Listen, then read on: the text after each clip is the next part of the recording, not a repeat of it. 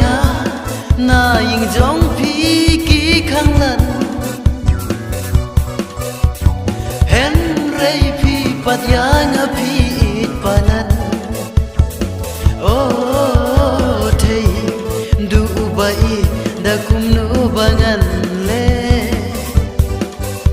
na ben ta jong phi nga shem ki jing e jing e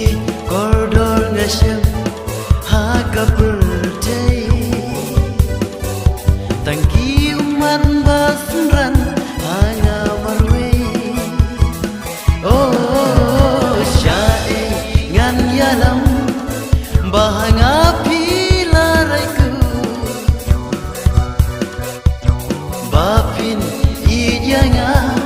na ying jong phi ba kim su na mar ba nga lon u khun ba dung na mar ba nga lon u khun ba dung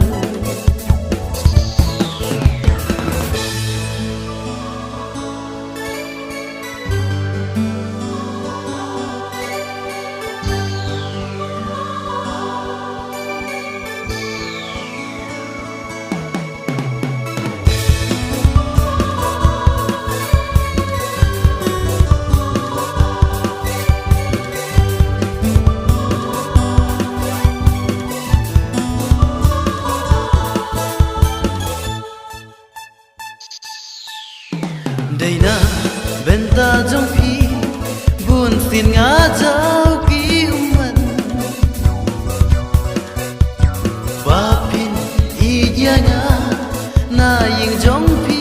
ký khang lan hen rei phi pat ya nga phi it palan oh ya kaspa birthday ngam don yeki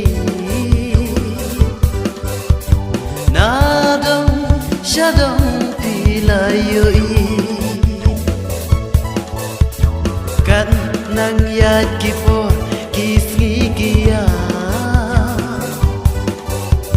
pi ong pim la jngai shu inanga oh pun sin nga ju perkha